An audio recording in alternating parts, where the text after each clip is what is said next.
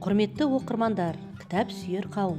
Бір ел бір кітап республикалық акциясы аясында поэзия жанры бойынша арқаның ақиық ақыны Серік Ақсұңқарұлының «Көкейімде күлтегеннің жазуы» атты жаңа жыр кітабы таңдалды. Заманауи мәдениеттің жарқын өкілі ақын Серік Ақсұңқарұлы бұл өлеңдер жинағы үшін Абай атындағы әдебиет пен өнер саласындағы 2020 жылғы мемлекеттік сыйлықтың иегері атанды. Серік Ақсұңқарұлы 1950 жылы 29 наурызда Қарағанды облысы Ақтоғай ауданы Қызыларай совхозында дүниеге келді. 1974 жылдан баспасөз орындарында қызмет істеген. Ақтоғай арқа еңбеккері, Талды аудандық шұғыла газеттерінің тілшісі, бөлім меңгерушісі, 1981-89 жылдары Қарқаралы аудандық коммунизм таңы қазіргі Қарқаралы газетінің бөлім меңгерушісі, одан кейін облыстық орталық Қазақстан, 1990 жылдан Қазақстан жазушылар одағы облысаралық бөлімшесінің хатшысы, ал 2000 жылдан бастап Қазақстан жазушылар одағы Қарағанды облыстық бөлімшесінің директоры болып тағайындалды.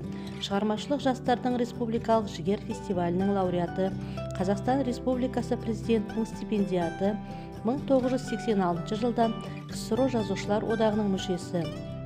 20-дан астам поэтикалық жинақтың авторы, Қазақстанның еңбек сіңірген қайраткері, халықаралық Алаш әдеби сыйлығының лауреаты, Ақтоғай және Қарқаралы аудандарының құрметті азаматы.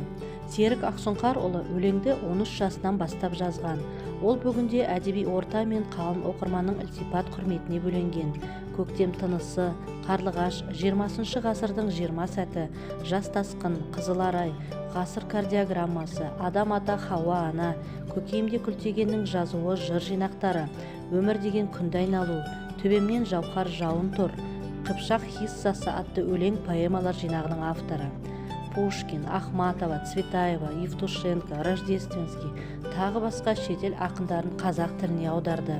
Өз өлеңдері испан, әзірбайжан, орыс, украин, түркі, қырғыз, моңғол тілдеріне аударылған.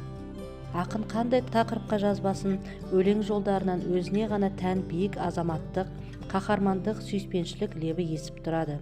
Құрметті оқырмандар, Серік Ақсұңқарұлының әр жинағын оқыған сайын Борхестің кітап оқырманға қуаныш сыйлау керек деген сөзінің растығына көз жеткізгіңіз келсе, ақынның шығармаларын оқуға кітапханаға шақырамыз.